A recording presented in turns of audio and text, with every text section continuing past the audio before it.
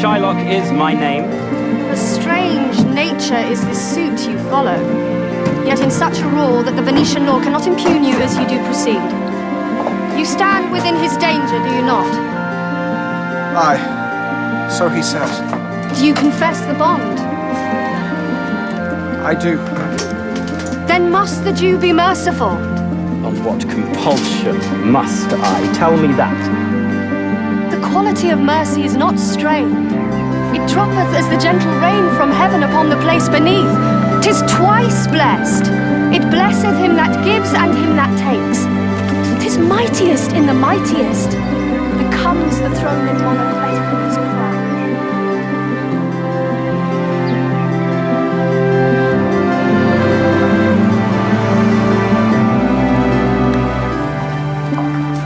Need help with your luggage, Mr. Munton? No thanks. I'll leave them here and one of us will pick them up later. Lovely. Thank you, sir. This way, sir. Thank you.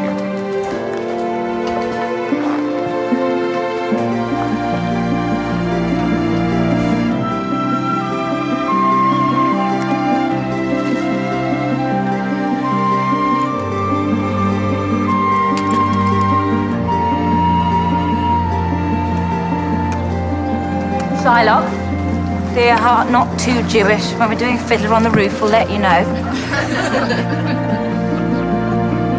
Portia, my darling, in the trial scene, the most famous in the whole of the drama, you are pleading for a man's life. You're not trying to sell the quarter timeshare in Spain. Antonio, sweet Antonio, think about the story. This man is demanding a pound of human flesh. Human flesh, no more, no less.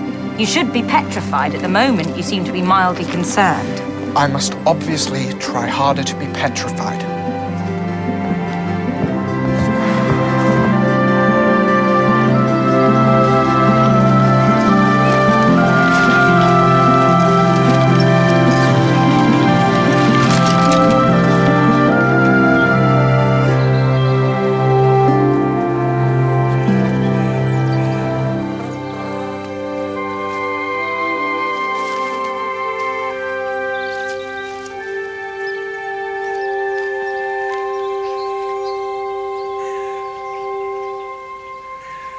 Happy birthday, Bonnie lass.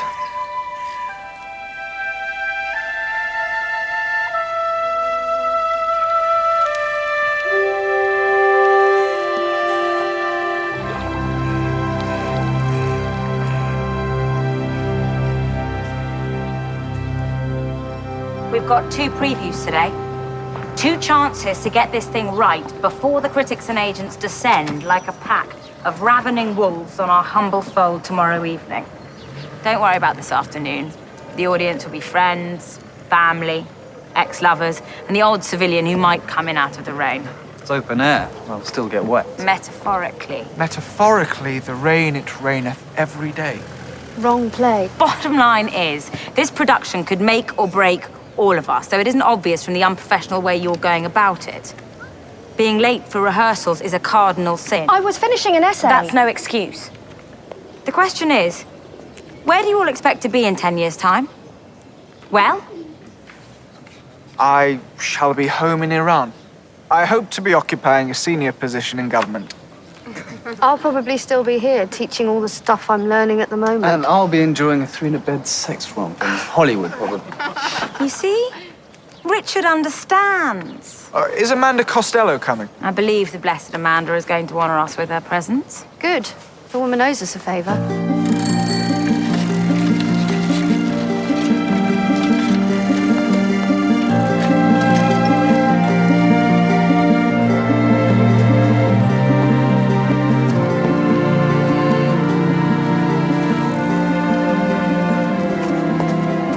It's only a preview. We don't open for real until tomorrow night. I'm leaving town this evening, so it's my only chance.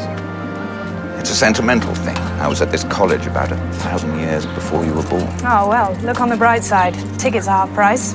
Thank you.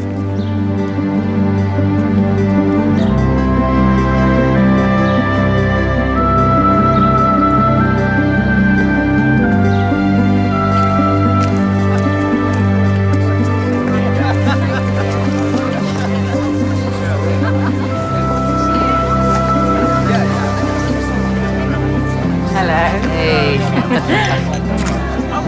It's very good of you to come. It'll probably be a total shambles. Oh, it's the function of a preview to be a shambles. This is my only window. I'm singing madrigals tonight, and I can't be at your first night proper because I'm tuning a debate on Moliere. The punishment for some sin I have no recollection of committing. Oh, what a shame. Man's coming tomorrow night. That's very brave of her. Excuse me. I need to be nice to someone. Hi, Joe. How are you? Word perfect, as usual. Oh, never mind. But Rich is a perfect Shylock. I'm sure we can still be friends. Sorry. Hello. How are you?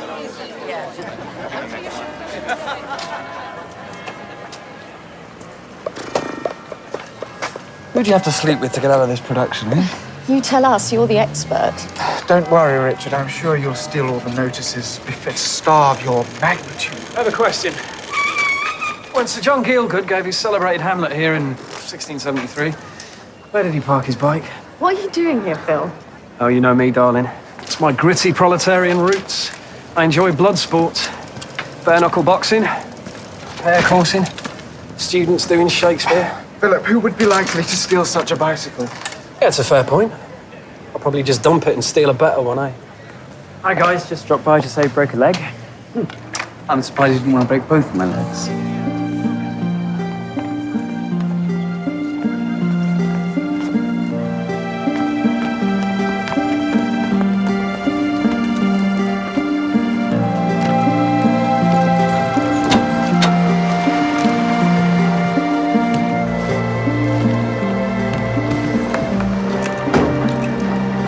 Thank you, Mrs. Monkford. Have a nice day.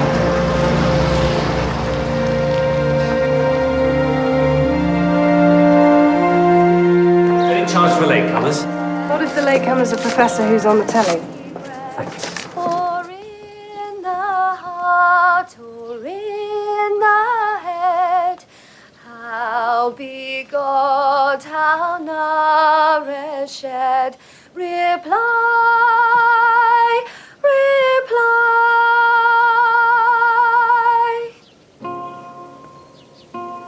It is engendered in the eyes, with gazing fed and fancy dies, in the cradle where it lies. Let us all ring fancies loud. Brother, have you seen Richard? He's on in 5. Green room, toilet, standing in a corner, trying to remember his lines, or under a stone somewhere having a last-minute fix. Try them all. I don't know.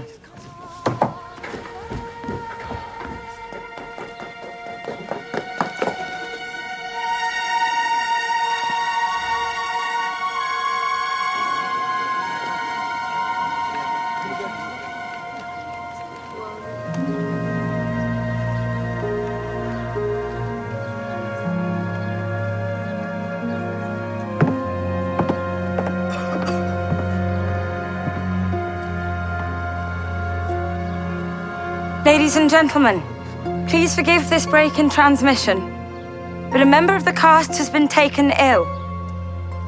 If we could crave your patience for 10 minutes or so, we'll take an early interval and make a further announcement when we have a clearer idea of the situation. The bar is open. Thank you so much.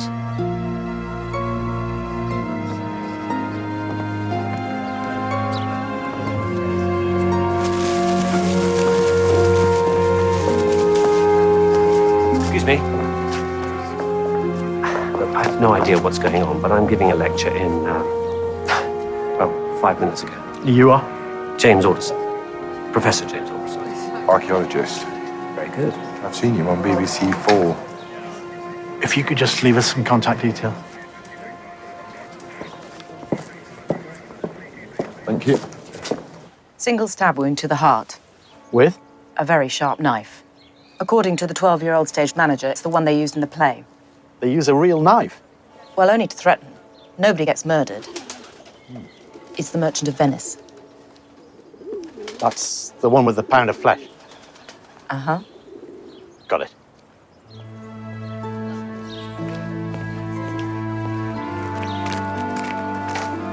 I've lined up everybody beside the bar, ready for names, addresses, and witness statements. Do we know who she is? Emma Golding, director. She's very keen to jump the queue. I'll see you later in the bar. Emma Golding, Yes. Detective Inspector Lewis. I gather you want to be first in line to give your witness statement. That's easy. I didn't witness anything. I was just standing at the back. It's a bit delicate. Don't worry, I can do delicate. We're supposed to open tomorrow night. We've got lots of agents and critics coming. And? Is it all right if we still go ahead? Without Shylock? Hamlet without the prince? Well, I've got another actor ready and waiting, Joe Myers.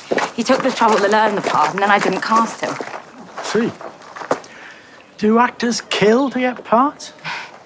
Some would, if they could get away with it. You don't seem very upset. I'm sorry. Well, the thing is, my mother does some bereavement counselling, and she says one way of dealing with the loss of somebody close is to focus on practical matters and let the grief take its time. Try and remember that. Leave it with me. Thank you. Mr. Monkford, Simon Monkford. Your connection with the play? None whatsoever. I wanted to see it. Just came in off the street and bought a ticket. That one. Sat there and didn't move. I don't know what this is all about, but I guess that ticket's my alibi. Here you go, sir. Do you live in Oxford? Just passing through, staying at the Randolph. But I'm leaving town this evening, around about now, actually. You leave an address and a contact number. No worries. All yours. Thanks, sir. Right. Name, let's do this, and then we'll just... Found this note on the body. Neither a borrower nor a lender be. Shakespeare? Hamlet. Wrong play. Well, this is Oxford. Don't I bloody know it.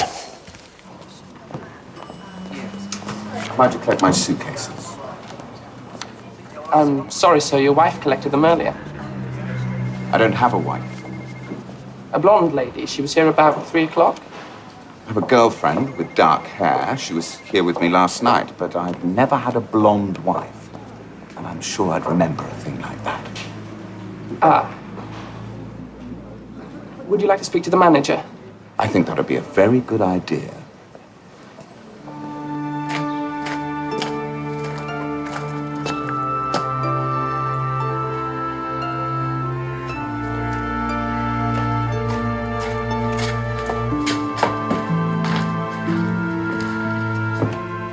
What have you done with them all? Executive decision sent the actors and their nearest and dearest to the green room in the main building and let the more obvious civilians go home.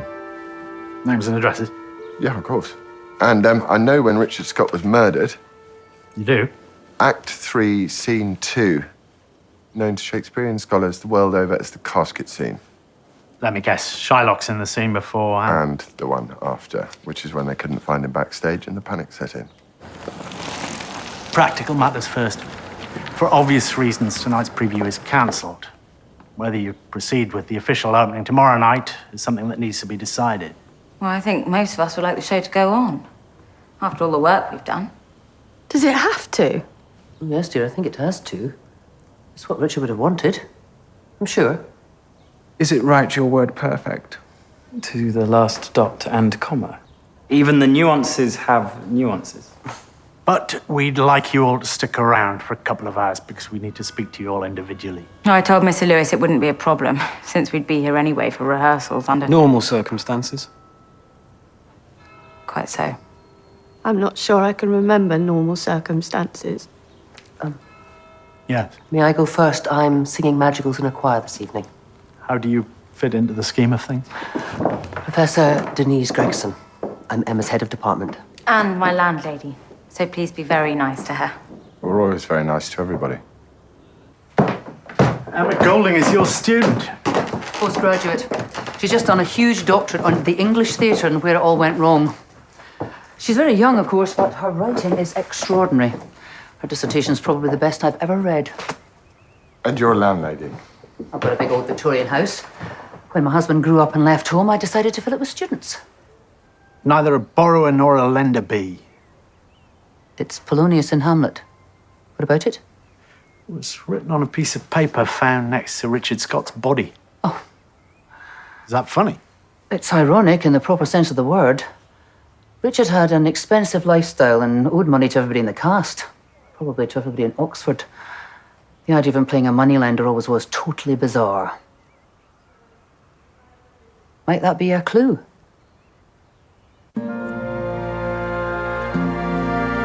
Thwarted my bargains, cooled my friends, heated mine enemies, and what's his reason? I am a Jew.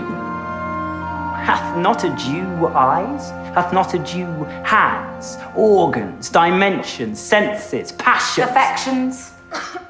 You left out affections.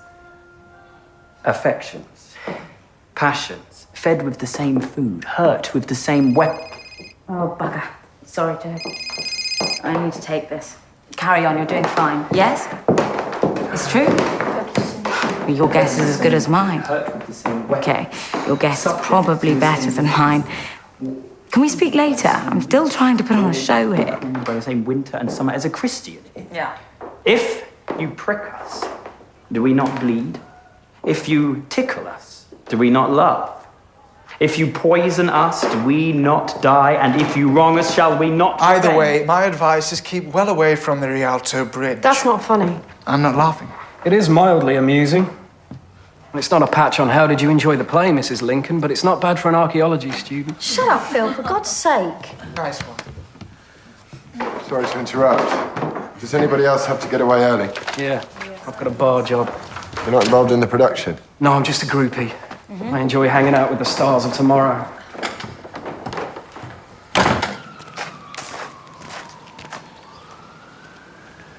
Philip Beaumont.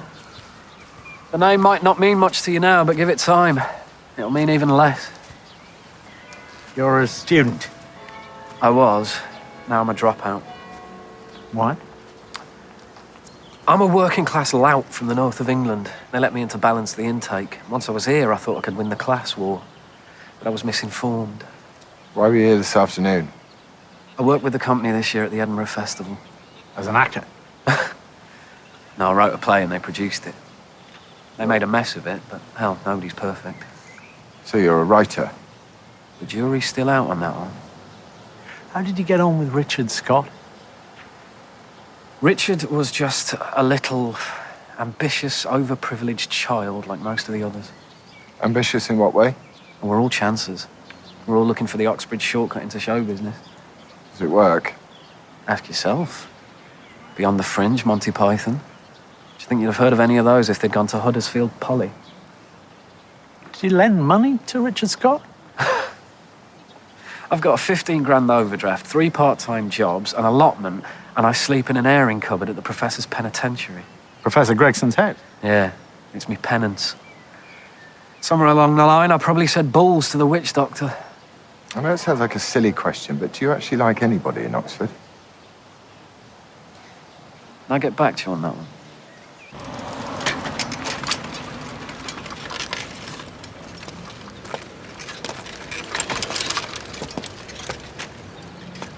What do we think about that, lad? Might be worth a punt. Embittered northerner with chip on both shoulders. Except he was sitting in the audience at the time of the murder. Along with 20 other people all watching the play. A man called Monkford tells me it's all rather casual, a lot of coming and going. Beaumont could have sneaked out, done the deed, and sneaked back in again. So could any of the other 20 people in the audience. True. Is it sneaked or snuck?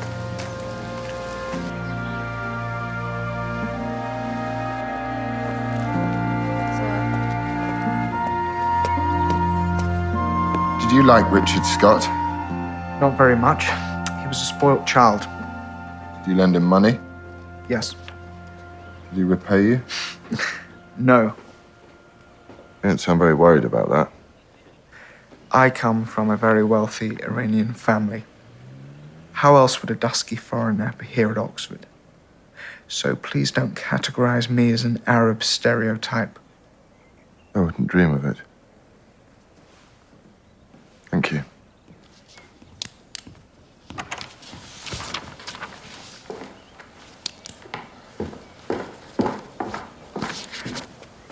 Isabel Dawson, second year history, playing Portia. Yes. Have to do the quality of mercy speech and make it sound like nobody's heard it before. Tell us about Richard Scott. He was a brilliant actor. We know he was always borrowing money. He never borrowed any from me. I assume you couldn't afford it. He mostly borrowed from the other guys. With the women, he always said he'd take it in kind. You mean sexually? He thought it was God's gift. Was he? Not to me. In the time-honored phrase, he didn't even get to first base. But he didn't go short, if you see what I mean. I'm told you're all very ambitious. Are you? Not very.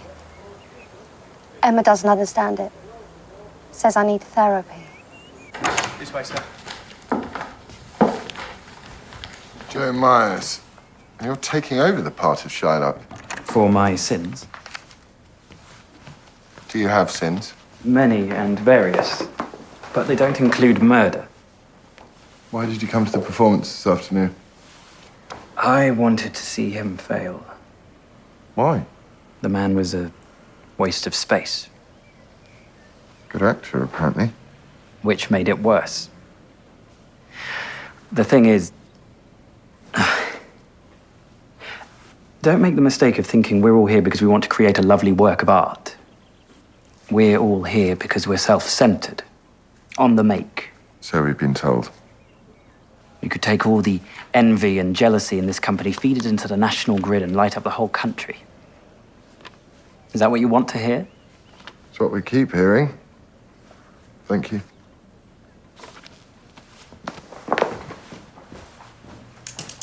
From what we've been told, nobody seemed to like Richard Scott very much. Borrowed money from the men, tried to seduce all the women. That's a fair summary. And yet, you worked with him. He had a redeeming feature. Talent. Even a touch of genius. We took a show to the Edinburgh Festival. He stole all the notices. The next Olivier, all that kind of thing. How did that go down with the rest of the company? Most people were not thrilled to bits. Some of us went out and bought wax effigies. So he's playing Shylock, the most famous Jewish character in the whole of drama, and you've got an Iranian in the company. Whatever else this was, it wasn't a racist crime. Richard wasn't even Jewish. He was a womanizer, apparently. Did you and he...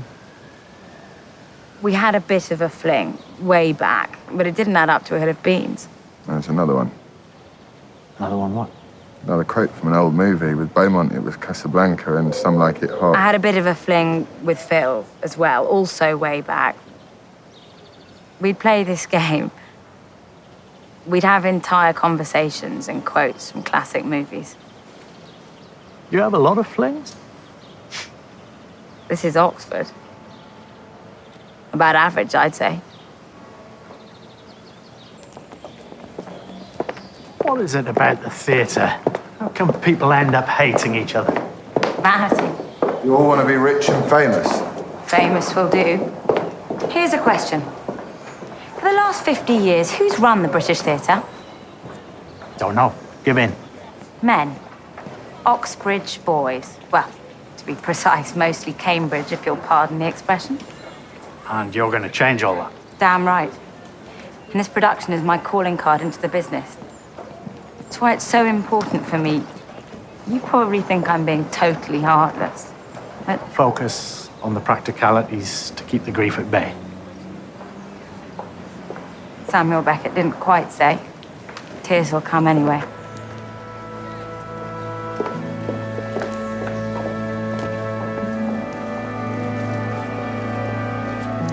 Scary woman, that Emma Golding. You reckon? Yep. Killer potential? That's a different matter. Murder your leading man the night before your show opens. Doesn't make sense. Front page of the tabloids could sell a lot of tickets. My mother used to go to the theatre on a Monday. 2 for the price of 1 on a Monday. We don't do that anymore, sir.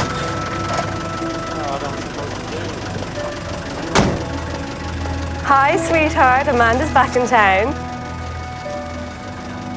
When can we meet? I need all the dirt and only the best quality will do. Well, it may be murder and mayhem to you, darling, but it's bread and butter to me.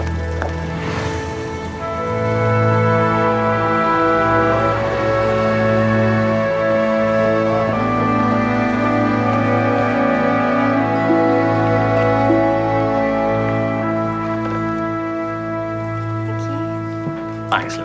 You're welcome. Okay, Sam. Cheers. What is that? Tonic water on the rocks with a slice of lemon. Tonic water? I'm detoxing. And tonic water on the rocks is one of the preferred drinks of recovering alcoholics. Plus, it gives one a sort of spurious glamour. I'll bear that in mind, in case I ever need any spurious glamour. Mr. Lewis. Good to see you again. And you? May I? Of course. This is my sergeant, James Hathaway. Hi. Graham Wilkinson. You still second in command here? Oh, yes. Waiting patiently for the big job. I know the feeling. I was wondering whether I could pick your brains. If you can find them. It's been a long day. We might have been the victims of a scam. What sort of scam? Man leaves his luggage with the porter. Says it to be collected later.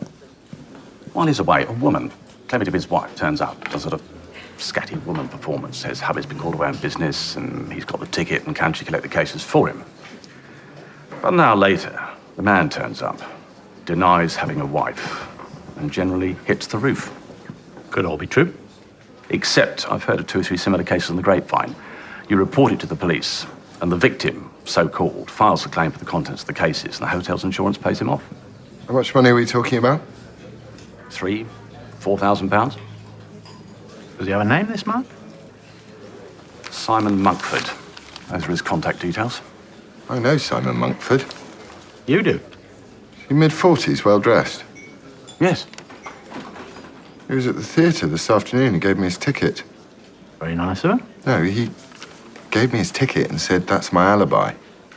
It's almost as if, well, not the first time in his life he'd needed an alibi. And that's what we have so far. Why would money be a motive? Because the lad had debts all over the place. What did he spend it on? According to Dr. Hobson, most of it went up his nose in powder form. And sex? Borrowed money from the men, tried to screw all the women. Sounds a real charmer. Dare I ask you about art? They all want to be stars. No cure for that. Forensics? 57 varieties of fingerprint on the murder weapon. But it's in the play, so all sorts of people have been touching it. There's some dirt on the handle, but the backstage area is in a garden, so that's not much help either. Oh, you had a minor celebrity in the audience. I didn't notice any celebrity. Professor Alderson. Oh, the archaeologist. Yeah, apparently one of his students is in the play. Hathaway said he'd been on BBC 4. What does he do? People dig holes and he talks about what they dig up. Where is the divine sergeant? High Wycombe. Oh, joy, oh, rapture.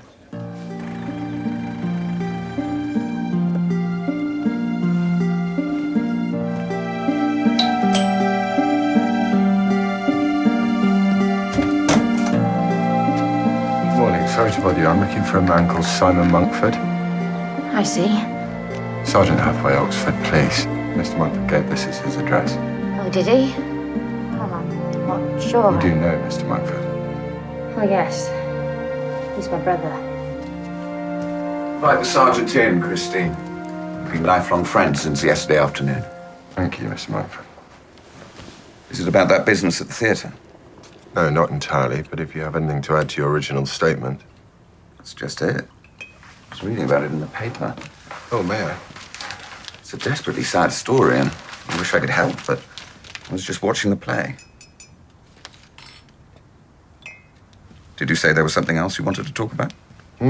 Suitcases. Suitcases? Well, I don't understand why you'd stay overnight in a hotel in Oxford when your sister here lives half an hour's drive away, and why take 2 suitcases for a single overnight? Were you the lady in the blonde wig?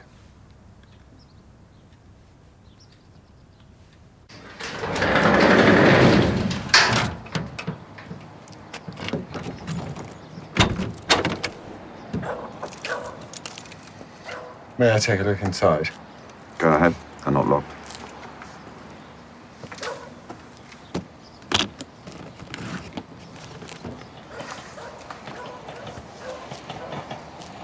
You're not very good at this sort of thing, are you?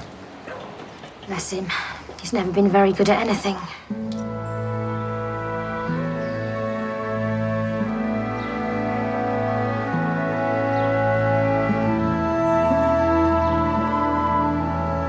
I thought you should all know what's happening today.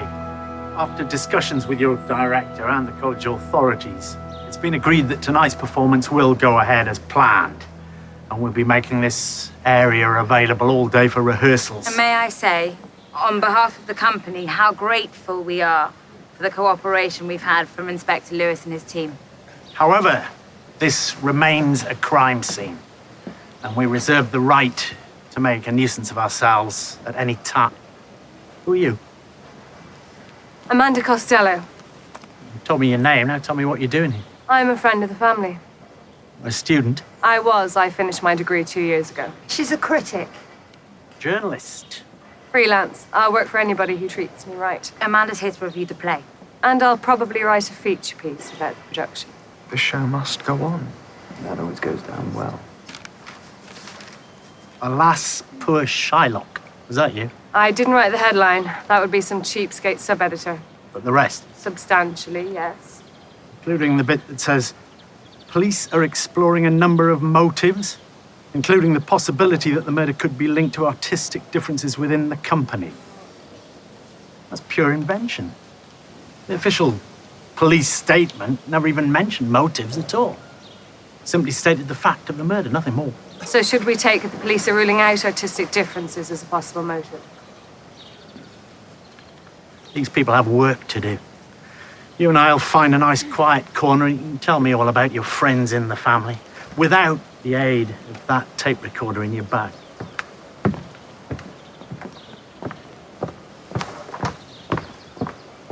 He's good, isn't he? So is she. I scored that 30 all. You'll be held in custody pending further inquiries, though my educated guess is you're probably familiar with the procedure. Yes. Only the names change, and each time I'm a little older. And you've got to find a murderer.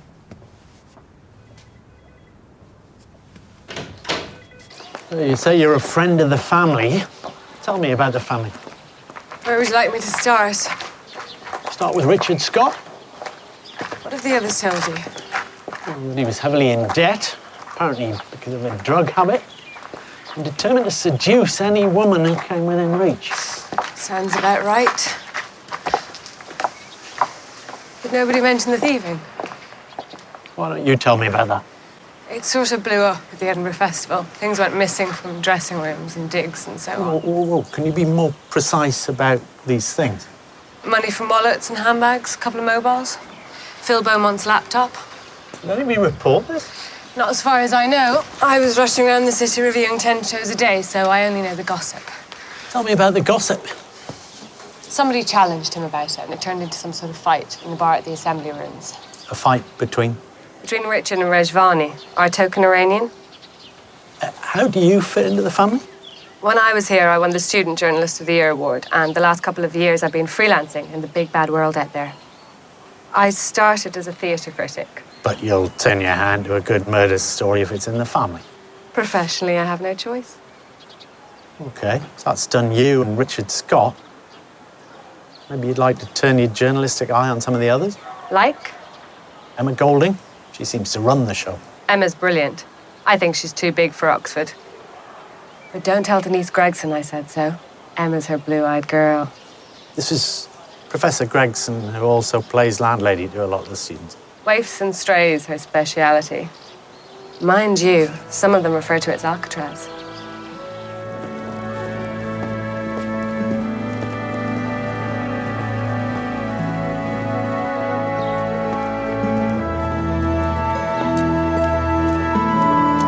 Must rush, people to catch up with, tales to tell. See you later, maybe. Sure. She's a new friend. Journalist. She wrote that. Trustworthy? Absolutely not. Good. How's your con man? Fifth rate. He's sitting in a cell while we check his previous. I think there might be quite a lot of it. He's a sort of professional charmer. Takes one to know. Lewis. Okay, I'll be there. Richard Scott's mother's arrived.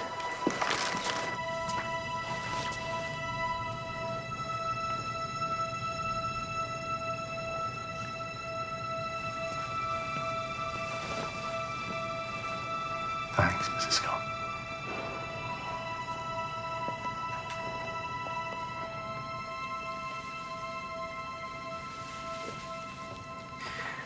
Why do people die before their time? It's not right. I know that very well. Oh, I suppose you would in your line of work. I suppose. When he was little, Richard was always dressing up in funny clothes. At parties and such. Funny clothes and silly voices. Did you know about his way of life here in Oxford? Not really. I haven't even been to the house. He let us come and see him in the plays. But that was all. I didn't mean the plays. If you mean the drugs, yes, I knew about that. I think it started as a kind of Dutch courage thing. He was actually quite nervous about going on stage. Well, he was nervous about a lot of things. He wasn't really at home with other people, and it sometimes came across as aggression, I suppose. A sort of defense against the world. Well, we all need that from time to time.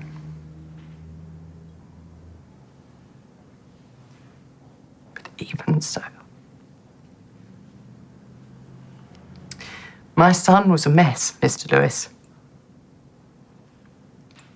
But he didn't deserve this. He deserved a better ending. I think we all do.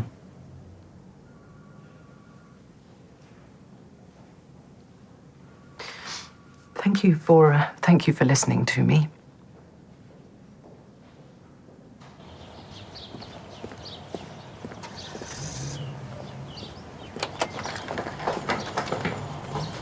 Hello, Professor Gregson. Do come in. Thank you. Through here.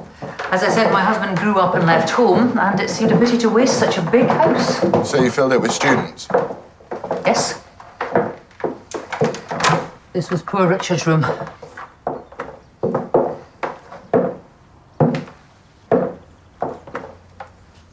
Where did he get his computer? V&A? It's an old one I blagged for him. What happened to the laptop he stole in Edinburgh? I wasn't in Edinburgh.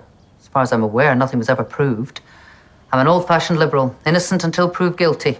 Is that why you call him poor, Richard? They're all children when they come to Oxford. Some of them just can't handle it. Trust me, Richard was one of nature's victims. Certainly is now. Phil Beaumont says he lives in an airing cupboard here. Touch of hyperbole, but he is a writer. I can show you if you like. Please. He used to share a double room here with Emma when they were still a couple. And then when they split, room at the top of the stairs. He doesn't keep his door locked. Doesn't believe in private property. Therefore, doesn't believe in locking doors.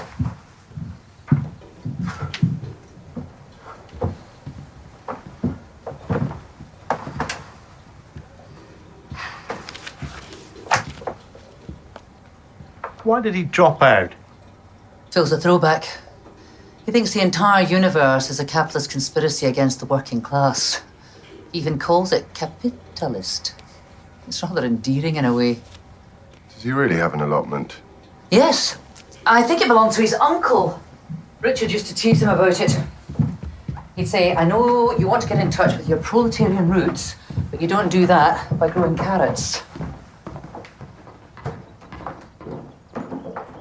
So, can I ask you, is Mr. Gregson still around? Yes, he's still in Oxford, but he's not called Gregson. I kept my own name when we married.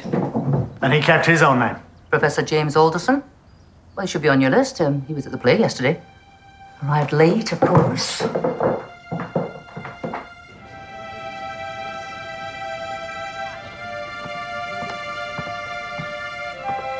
Ladies and gentlemen, for reasons you will all be aware of, the part of Shylock will be played tonight by Joe Myers. But we are dedicating this performance to the family, friends, and the gigantic, but sadly unfulfilled talent of the late Richard Scott. We thank you.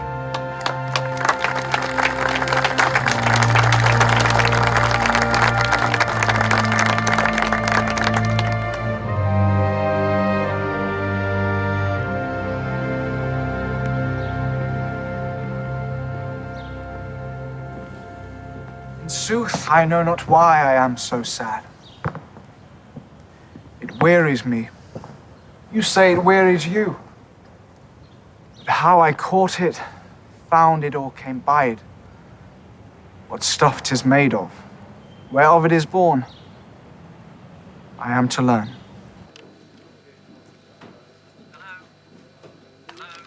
Hello? Yes, can I speak to Inspector Wallace, please? Is that the name? No, he's listed as the arresting officer in a case involving Simon Monkford. Am I right in assuming that Mr. Monkford operates under different names? Hello? Is your name Shylock? Shylock is my name. Of a strange nature is this suit you follow. Yet in such a role that the Venetian law cannot impugn you as you do proceed. You stand within his danger, do you not? Aye, so he says. Do you confess the bond? I do. Then must the Jew be merciful? What compulsion must I? Tell me that. The quality of mercy is not strained. It droppeth as the gentle rain from heaven upon the place beneath. 'Tis twice blessed. It blesseth him that gives and him that takes. 'Tis mightiest in the mightiest. Becomes the throned monarch better than his crown. Got our version of the story of your life. Tell me your version. It might save us a lot of time. Thrown out of school. Well, 2 schools if we're being pernickety.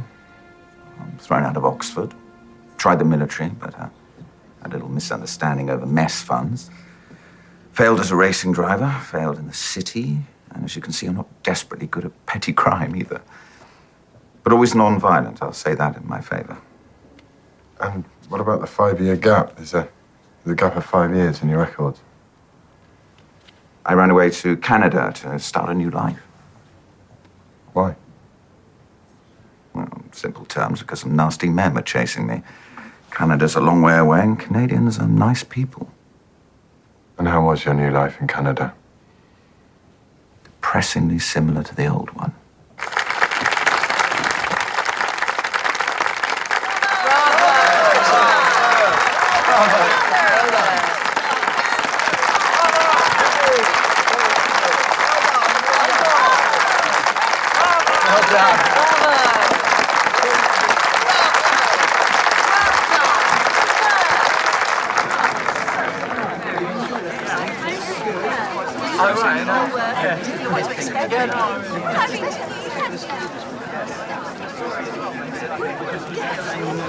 I have no idea what you're going to write about us, and this is not to be construed as a bribe, but we're all going for a drink at Prospero's bar. I wouldn't miss it for the world. Brilliant.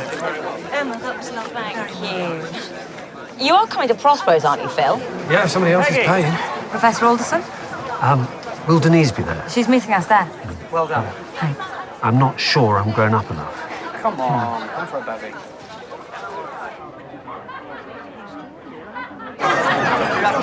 mean, the logistics of putting on a production is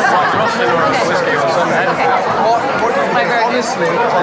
Quite good. Quite.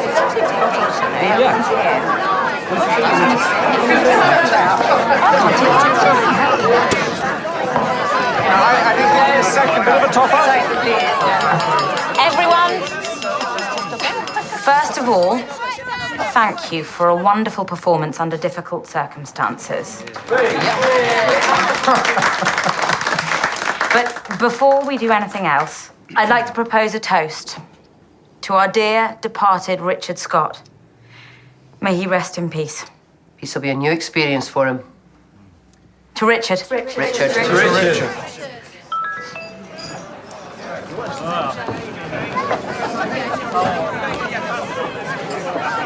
Well, well. Another front page story on the way. Trust me, this one will run and run. Simon Monkford, also known as Sean Matthews. No, he would have been with you in Toronto from January 2003 to January this year, if he's telling the truth. Which is a 50-50 shot. What, here? 1-ish in the morning? No, we never sleep. We always get our man. Except when it's a woman or an occasional transsexual. What? No, I appreciate that, thank you. That's away. Yeah, I'll be there immediately. Do we know who it is? Amanda Costello, the journalist. Alas, poor Amanda. It's the wee small hours of the morning. You were still at your desk. I was waiting for the Royal Canadian Mounted Police to return a phone call. Tell me later. Let's go to work.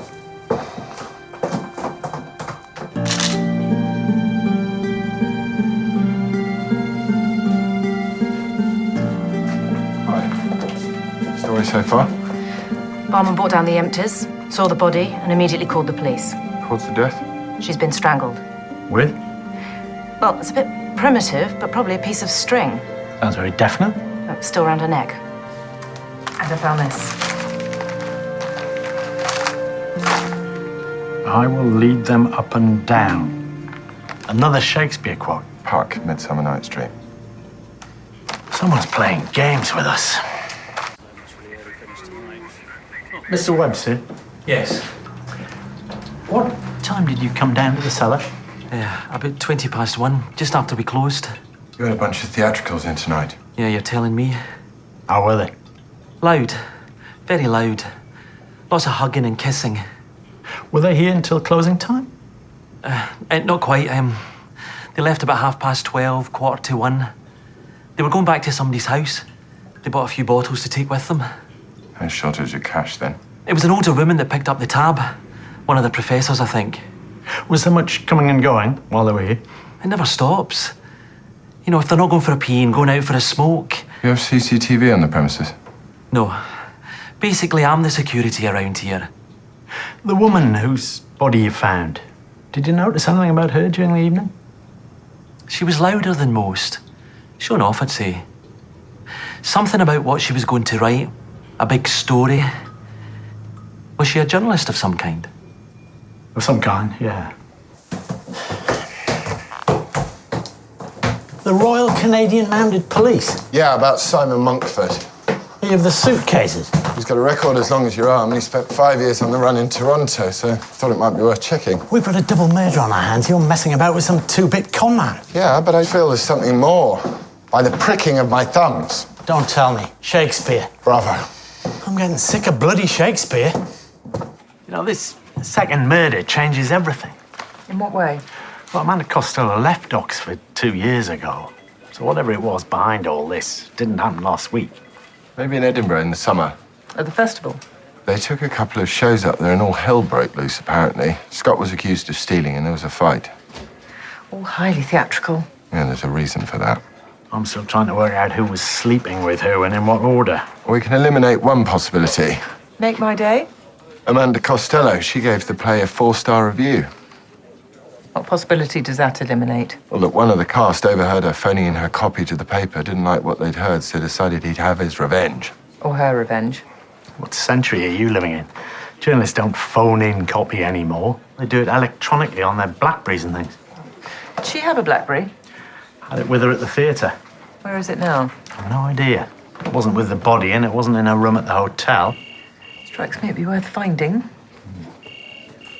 Trouble is, these actors, they're like some old-fashioned criminal gang. Close-knit, incestuous.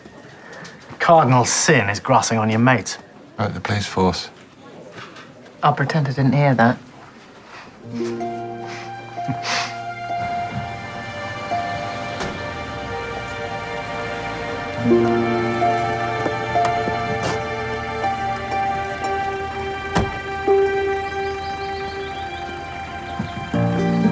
We're back in it now.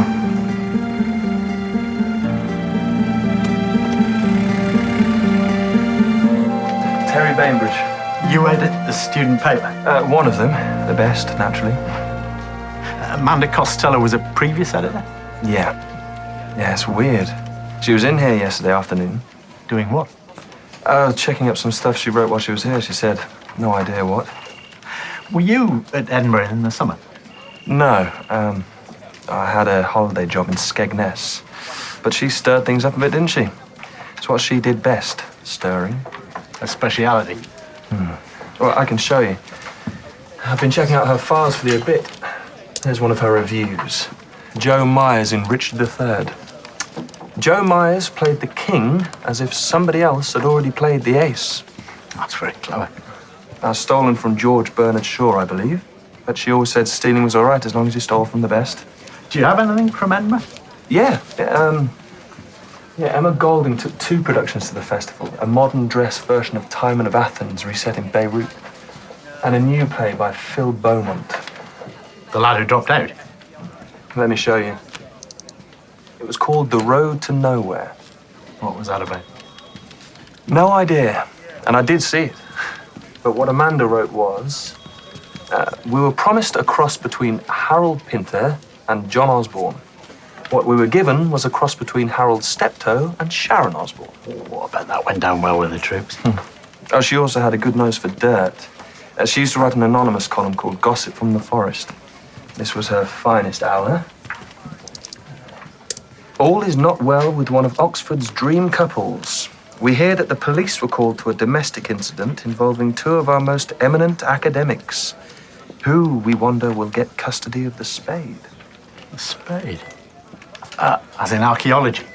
This is Professor Gregson and Professor Alderson. Yeah. What was their reaction? No idea. Your guess is as good as mine.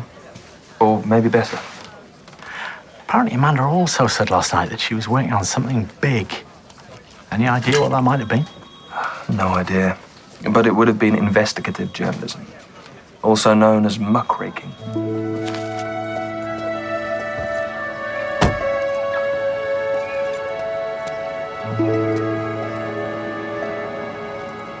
Five years ago, your brother went to Canada. Yes. He says he was on the run. Well, he's been on the run all his life. Canada's a long way to run. He could have come here. He had some sort of breakdown. A nervous breakdown. They still call that. Or is it post-traumatic stress? Anyway, it was something like that. So there was a trauma. He was a bit vague about it. But it was some sort of car accident. He was driving, and I think he might have hit somebody. And that made it worse. 'Cause he was proud of his driving. Wanted to drive racing cars for a living at one point. Where did this happen? In London, somewhere in the West End, I think. You remember the date? Oh, yes, easily. It was my birthday, December the 19th. Phone rang and I heard his voice and I assumed it was a happy birthday call. Then it was obvious something was wrong. Sorry. Thank you very much. You've been very helpful.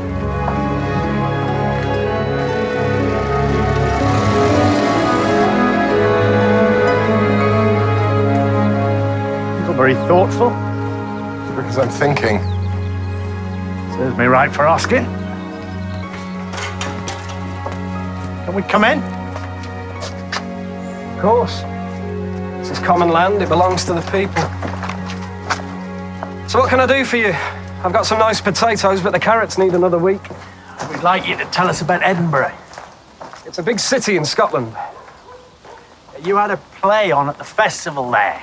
Amanda Costello blasted it out of the water, and last night she was murdered. If writers murdered critics because of bad reviews, there'd be no critics left. It might be worth trying... Even so, we're detectives and we detect a possible motive. Well, why would I wait till now? If I was the murdering kind, I'd have done it there and then before she could wreck any more careers. She wreck yours? Don't be ridiculous. I haven't got a career. Yet. Do you use a lot of string? As much as is necessary. That's a weird question. No, weirder ones where that came from. Excellent. I like weird. We're told Richard Scott stole your laptop while you were in Edinburgh. Nothing was ever proved.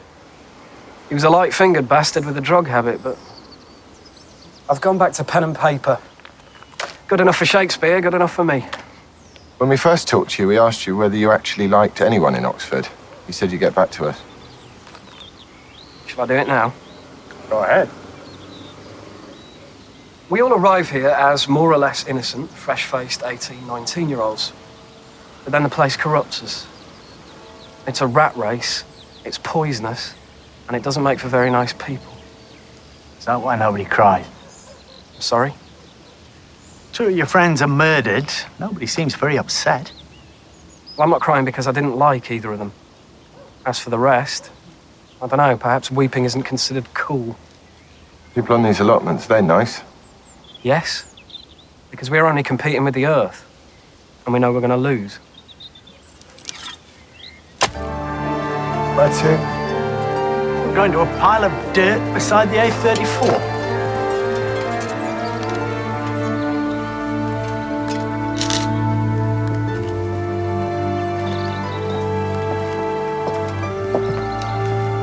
Someone else uses string. Oh, there's a lot of it about. Sorry to disturb you while you're busy, Professor Alderson. But don't worry. In this line of work, time is not of the essence. You can probably guess why we're here. Did you go to the party after the show last night? Yes, I popped in for half an hour or so, just to give moral support to young Antonio here. Good afternoon, gentlemen. But you didn't go to Professor Gregson's afterwards? No. I'm persona non grata. No doubt Denise has given you the stock line. I grew up and left home. It has been mentioned. We're also told that your marriage was mentioned in the gossip column of a student newspaper. Police called to an incident. We were shouting at each other and a neighbor got worried. In our defense, we were both under a lot of pressure at work. You have to get your ration of firsts. It's not just primary schools that have league tables these days. We all have to tick our boxes, don't we? Did these arguments ever get violent? We were sometimes near the edge, but we never tipped over. Oh, thanks, Joe. Cheers. Great. I'll ask for back copies of all the student papers with the contributions from Amanda Costello, including anonymous gossip. Did she go? Oh, yeah. A muckraker in the great tradition. Dishing the dirt on fellow students and members of staff. Also a thief. She stole some of her best lines. Joe Myers played the king as though someone else had already played the ace. George Bernard Shaw. Inspector Lewis? Yeah, he's here. All right, hang on. Metropolitan Police want a word. Hi. Did you find out anything? Well, it's the answer I expected. I'm just not sure whether it's the answer I wanted. Thank you. What's all that about? Simon Monkford, con man, the early years. Is that all? Yeah, for now, they're complications. Inspector Lewis. All right. Okay, we'll be right there. There's been a break-in at Professor Gregson's house. Anyone hurt? Apparently not, but there's a bit of a mess. You stay here. Carry on with these. You're better at all this than I am. What, and you're better at messes? I have my moments. Oh, sorry.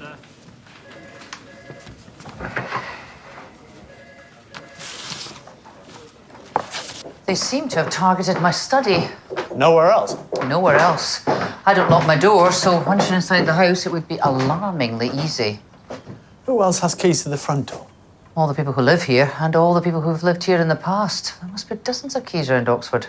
You have anything valuable? Oh, a computer, CD player, some of the books, I suppose. We'll have our forensics people check it over. And when they've finished, maybe if you can let us know if there's anything vital missing. They're obviously looking for something. Any idea what it was? None whatsoever. Do you think this is connected with these ghastly things that have been happening? Chances are. Horrible. Amanda was my student too.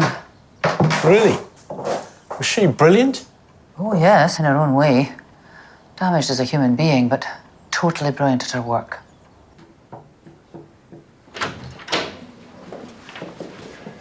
Afternoon.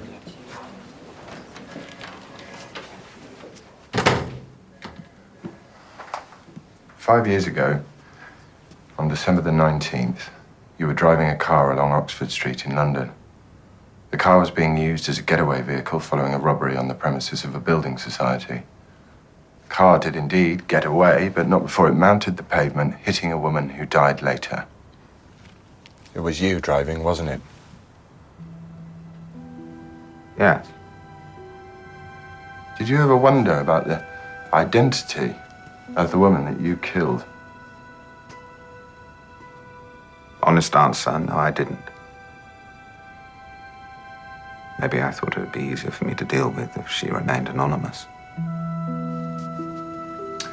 Well, her name was Mrs. Valerie Lewis, and she was married to Inspector Robert Lewis, my boss. So maybe you'd like to deal with that.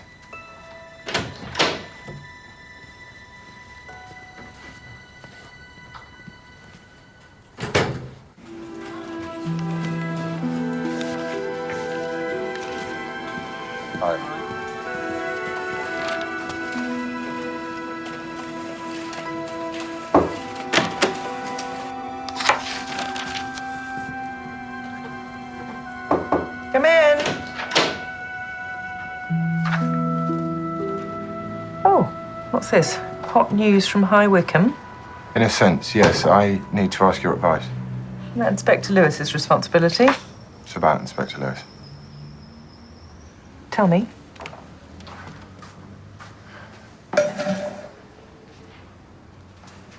Simon Monkford, the con man that we have in custody. He was driving the car that killed Mrs. Lewis. Oh, my God. You're absolutely sure about this? Mm-hmm.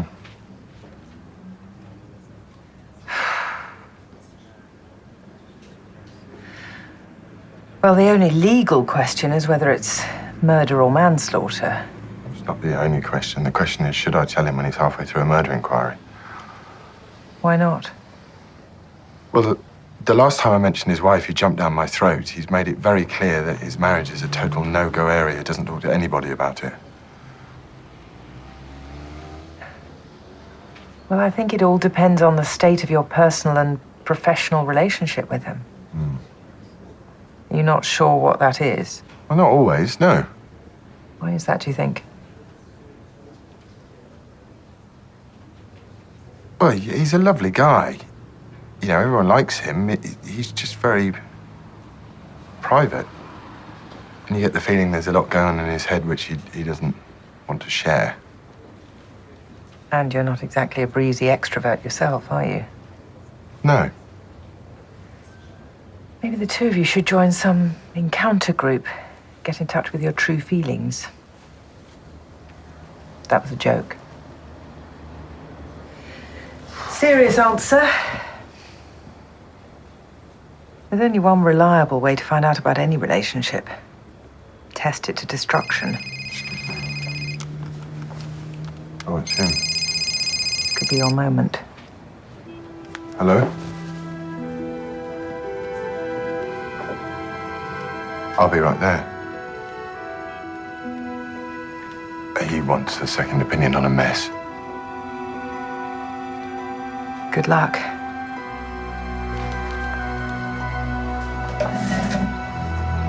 Thanks.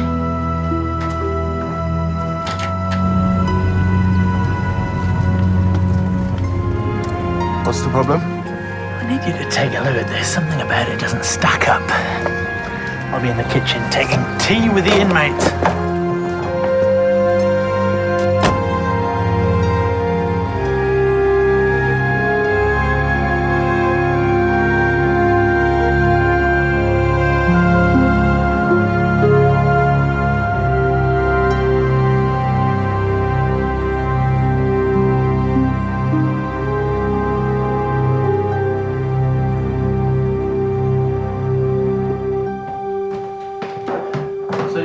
Nothing was taken. Seemingly not.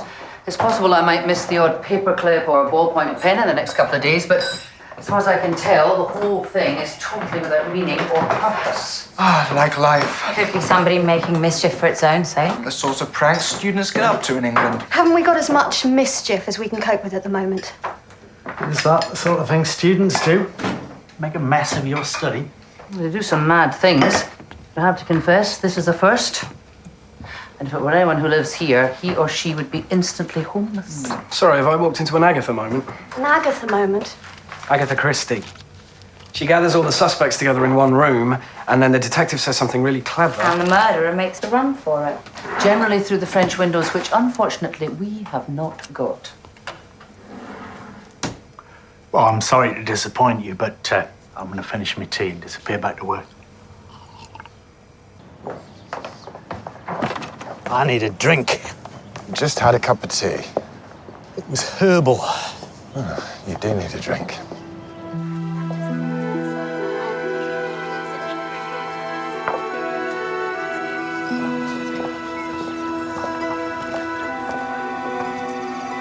So, what did you think of the mess? Not the real thing. Exactly. It's the kind of mess you can tidy up in half an hour. Not a professional job either. There was some Dresden, untouched, a couple of Everly watercolours on the wall, and what looked like some valuable first editions on the shelves. The proper vandal would have smashed all the Dresden and peed all over the floor at the least. Conclusion? Gentle warning for the good professor? Unless she did it herself and depict herself as a victim, perhaps. Anyway. What you been up to all day? Plowing through old student journalism, trying to make a case for Joe Myers as our killer. Myers, it's taken over playing Shylock. Why? Quotations by the bodies, one from Hamlet, one from Midsummer Night's Dream. Myers is the only one in our gang who was in both productions. And on both occasions, Amanda Costello singled him out for special attention in print. He murders two people and leaves clues incriminating himself? Doesn't make sense. So then someone's trying to stitch him up. She gave me 2 lousy reviews, therefore I murdered the woman. Is that the case for the prosecution? Are you a lousy actor? 2 agents who came to see the show the other night want to sign me up, so no, I don't think I'm a lousy actor. So why was she so vindictive? She fancied me and I didn't fancy her. Would it help us to know who, if anyone, you did fancy? I don't know whether it helps, but the answer's Richard Scott. And was your love requited? Is that relevant to your inquiries? We have no way of telling. Occasionally. I can make out a case. Gay lovers quarrel. Joe Myers kills Richard Scott.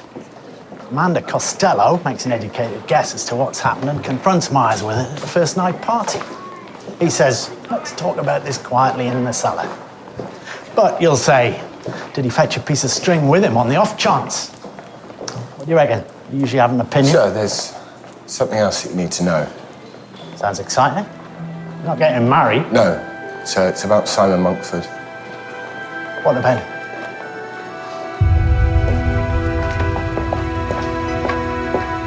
How long have you known? Since I called from the Met. Is that what that was? Final confirmation, date, place, time. Why the hell didn't you tell me then? Because the last time I mentioned your wife, you made it very clear to me that I wasn't to mention the subject again. This is different. This is purely professional. How can that be? What were you frightened of? That I might go barging into the interview room and batter the living daylights out of the man? Well, I think I'd be tempted under the circumstances. Well, maybe I'd be tempted too. But it wouldn't happen. Shall I tell you why? Why? Because you're a good cop and you'd stop me. As it is, all you've proved is you don't really know me. You don't know yourself either.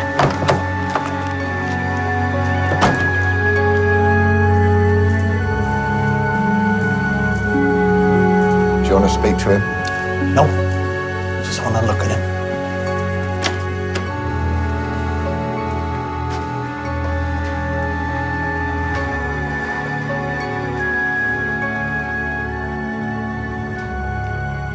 That's him.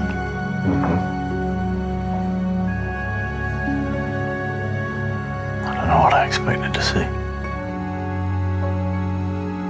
So bloody ordinary. She deserved better.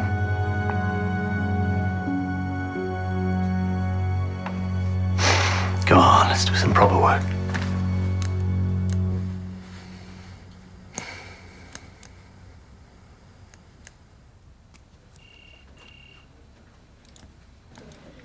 Do you realise all our student suspects have websites? Of course I have. Time was you had a fountain pen, now you have a website. Emma Golding's comes complete with a copy of her dissertation. According to Professor Gregson, the finest piece of English prose since the King James Bible. What's it about? 20th century drama, view from the lower depths. Will it keep you quiet for an hour?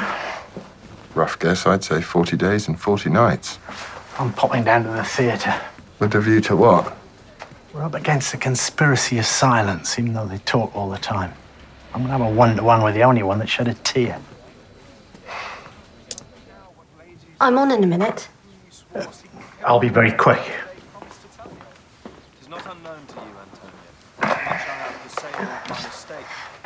What is it? A few routine questions. Well, questions, certainly. You'll have to tell me whether they're routine or not. Like, for instance, when Richard Scott was murdered, you were the only one that showed any emotion. The rest, not a tear between the lot of them. Why was that? Shock, I suppose. It's the first time I've ever been close to somebody who's died, so I cried a bit. I suppose the others were trying to be cool and sophisticated. I'm no good at that. I didn't like Richard that much, but when you've acted with someone, it makes a sort of bond. Probably like you and your sergeant. Is that silly? Yeah, I've heard sillier things. What really happened in Edinburgh? Sorry? We've heard all sorts of half-baked accounts of your adventures at the festival. Sex and drugs and rock and roll, I dare say. Richard stealing from you all and getting thumped for his pains. What was it that really mattered? It wasn't about sex or drugs. And I don't know for sure why it was important, but everybody went apeshit when Phil Beaumont's laptop disappeared. Phil being the one who sits in the corner watching everyone, writing it all down. 5 minutes, Isabel. I'm sorry. May I go to Venice now? Of course. Have a nice time.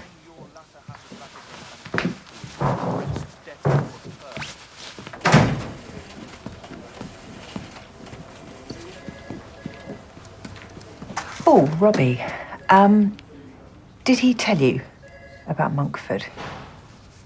Eventually. Do you know all the time? He consulted me about whether to tell you and when. It was thoughtful. So you two still friends? Interesting question. We're colleagues. Workmates, I'd say, in the Northeast. I don't swap comics every week.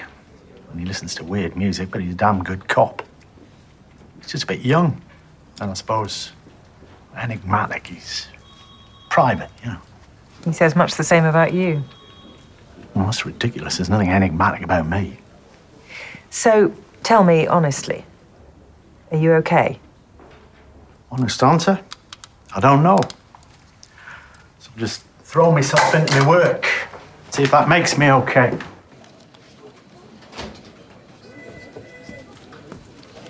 Just walked in on a eureka moment. Oh, you found something? I have. This is from Emma Golding's dissertation. Those eminent men and very occasional women who dwell on Mount Olympus, sharing profound philosophical reflections, invariably do so with their eyes looking upwards to heaven, whether they believe in its existence or not. Once in a while, why do they not cast their eyes downwards to the shanty towns and slums clustered at the foot of their blessed mountain, from which flow their security and prosperity? Takes a bright lass to write stuff like that. Where does Eureka come in? Well, about a year and a half ago, Phil Beaumont wrote an article in the student newspaper saying that basically all life is shit. But he did end with the self-same paragraph about Mount Olympus. Therefore what?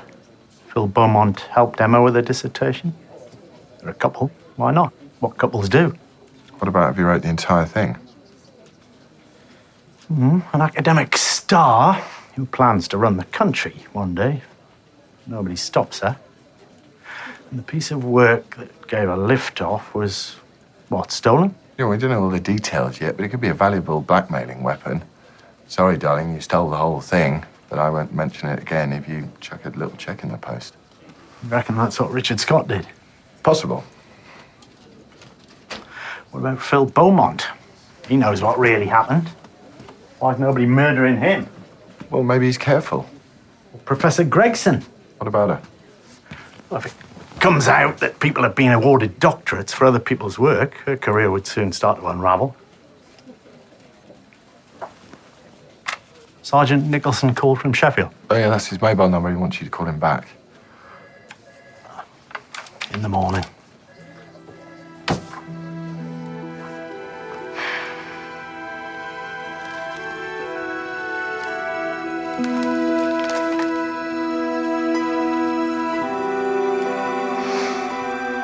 Right. I'm ready to talk to Mungford now. Come with me? Yeah.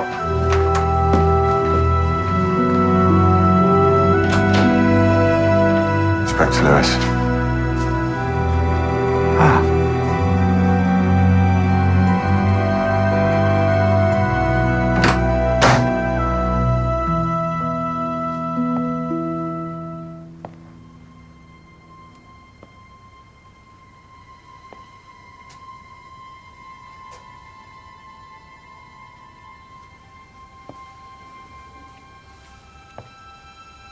Would it help if I said I'm truly sorry?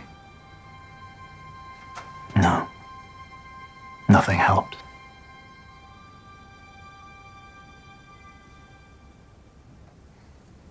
In which case, may I offer you a proposition? Try me. Well, I was in the theatre the afternoon that young man was murdered. And I saw various people leaving at the time in question. I'd be happy to give evidence if that would help you. What would you get out of all this? The nice, warm feeling that comes with being a good citizen. Drop the murder charge, and I'll plead guilty to manslaughter. Well, you're trying to do a deal with me. It's not that simple. I'll tell you what's simple. We put you in court as a prosecution witness with your record. Any defense counsel would tear you to shreds inside 30 seconds. Sorry, I simply thought... You no longer have the right to think. We'll decide on the charges. I don't do deals with people like you. Take me away from this man. Sir.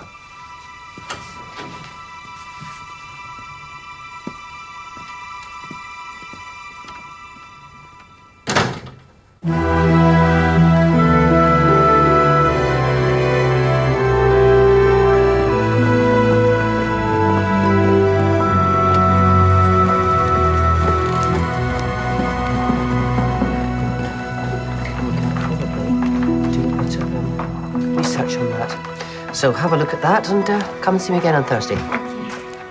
Gentlemen.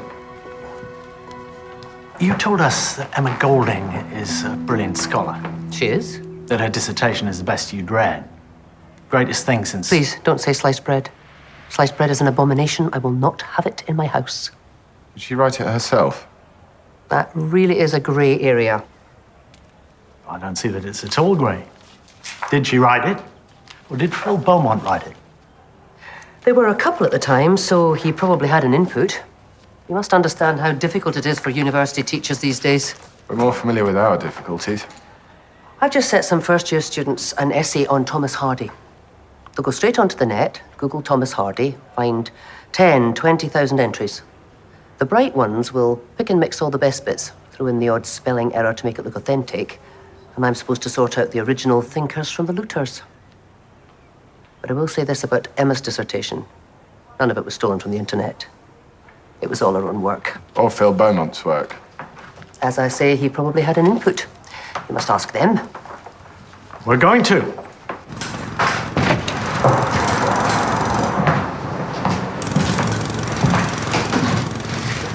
Hi, guys. What can I get you? We'll have 2 coffees. But before you do that, tell us something. Did you write Emma Golding's dissertation? Yes. All of it? Yeah. Why? Because I'm a better writer than she is. I'm just about the best on the block. Isn't that against the rules? Probably. Mind you, Oxford works mostly on unwritten rules, so there might not be any. I just thought it was funny. Emma and I were a couple at the time, soulmates, or so I thought. I was dropping out anyway, so it seemed like fun to take the piss out of the system, sticking up 2 fingers as a farewell gesture. Soulmates? Yeah, for a while. But then when I finished the dissertation, she found herself another soulmate. Amazing, really. That would be Richard Scott? Yeah. Who stole your laptop in Edinburgh. So I'm told. You'd have said there wasn't enough evidence. But the dissertation was on the laptop. Yeah, along with 2 unfinished novels, a stage play, my diary, and a couple of dirty limericks. Your diary? Yeah, my Oxford journal. Is that something you were planning on publishing? No chance. It was a bit, you might say, warts and all. I even named the warts. Was there anything on there that could have led to Richard Scott's death? Or Amanda Costello's? I suppose it's possible. I mean, it was a secret diary. That was the point. You'd have to know where to look. And where should we be looking? Ah, well, like the man says in the movie, follow the money. Have to wait. He'll be there in 10 minutes. Do you still want those coffees? Yeah, but not today. Good choice. Where are we going to be in 10 minutes? Back to base. Forensics have come through with some interesting conclusions. We know that Richard Scott was murdered with that knife. It was a really good clue, finding it sticking in his chest. But now we know for certain that Amanda Costello was strangled using this string. And both weapons had identical traces of soil on them. From Phil Beaumont's allotment? I wouldn't bet against it. So whoever stabbed Richard Scott was wearing gardening gloves. It's a persuasive idea. Yeah, but you still come back to who takes a piece of string to a first night party on the off chance of needing to murder someone with it? But this is the icing on the cake. The 2 quotations from Shakespeare that we found next to the bodies were both written on an old-style typewriter with a carbon ribbon. Phil Beaumont had a typewriter in his room. Yeah, but he never locked his room, so anybody could have used it. We need to talk to Emma Golding. Get her take on cheating her way to a doctorate. Ask her about her ex-soulmate. And I think... What? I think we've been too nice to these kids. We should be behaving more like coppers. Shake their tree, see what drops out. Hello, Emma. I hope it's important. I'm meeting an agent from London. We're investigating 2 murders. Shall we walk together? Tell us about cheating your way to a doctorate. No idea what you mean. Well, your last major piece of work was written for you by Phil Beaumont. Can you manage on your own? Or have you lined up another soulmate already? I thought you said this was a murder investigation. Or have you diversified into copyright law? Exceedingly versatile and very thorough. Meaning?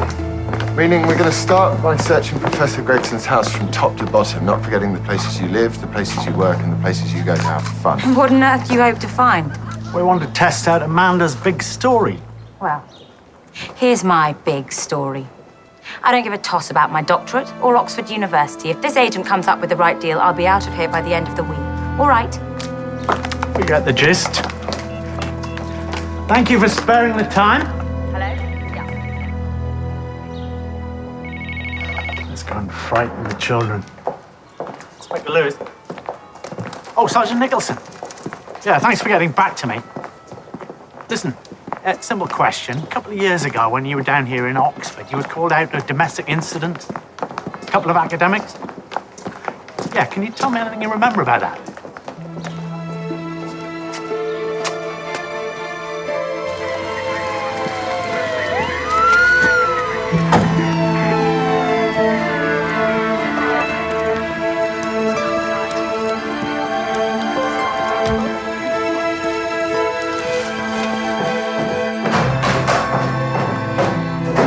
Enjoy it. No typewriters, but I did find some intriguing bank statements. No sign of Beaumont's laptop either. Professor Gregson rang. She said she assumes there'll be receipts for anything you take away. Where is Professor Gregson? Is she teaching? Teaching? Most unlikely.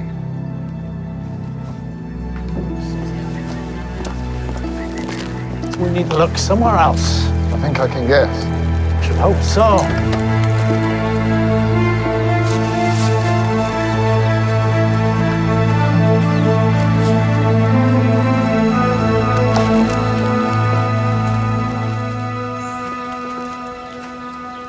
Professor Gregson. It would be foolish to deny it. Perhaps you'd like to tell us what you've been doing here, while Sergeant Hathaway does his duty and searches the tool shed. I suppose this is the moment when I say I can explain everything. I hope you will. It's very simple. I borrowed some secateurs from Phil to prune the roses in my garden and decided to return them in person. But Phil Beaumont lives at your house. You could have returned the secateurs over breakfast. I know it sounds illogical, but... Was this a sudden impulse or more premeditated? You've lost me there? Well, did you decide when you got up this morning, this afternoon I'll return Phil's secateurs and therefore take them with you to college? Or did you decide much later? Maybe Emma called to say we were going to search her house. God, you sound so like a policeman. That's because I am a bloody policeman. Found these. What's more, I think we were meant to find them.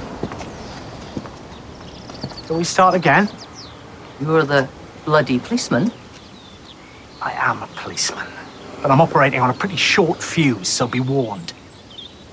I'm going to put up with a lot of Oxford bollocks on this case. Oh. Theatrical jealousy, maybe sex, maybe drugs. But it isn't, is it? It's about one thing only. Your academic career.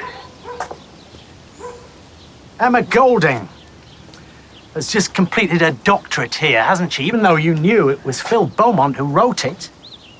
Now, Phil, who despises this place anyway, doesn't give a toss. Neither does Emma.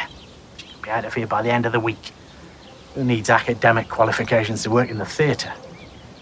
No, the only person that cares about any of this is you. Is it wrong to care about my students? I would have thought that was a good thing. You paid Phil Beaumont £5,000 to keep his mouth shut.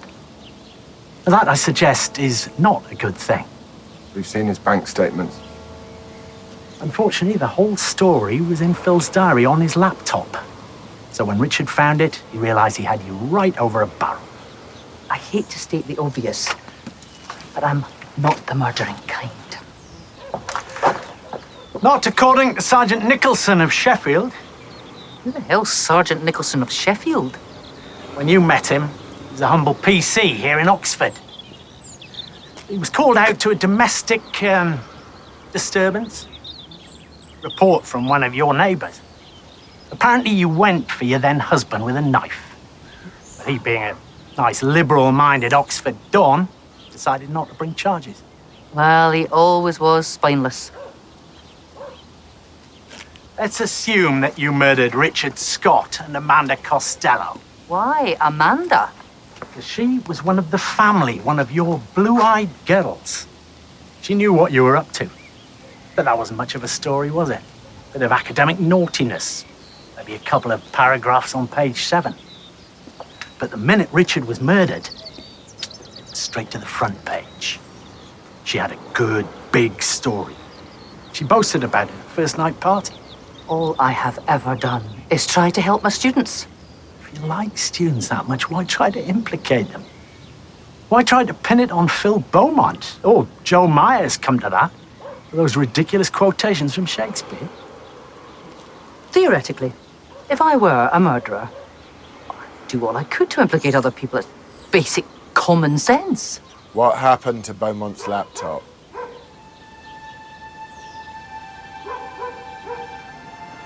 It's in the river.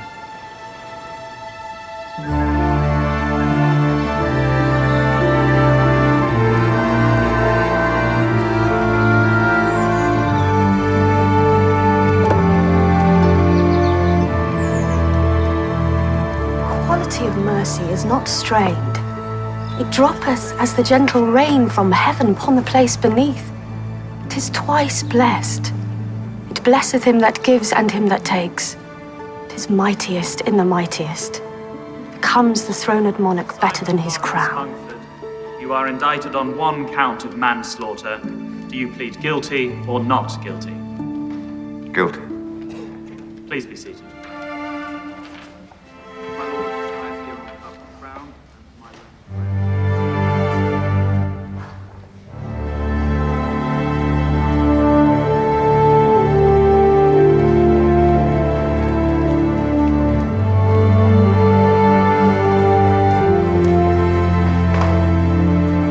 Thank you for coming with me. It's okay.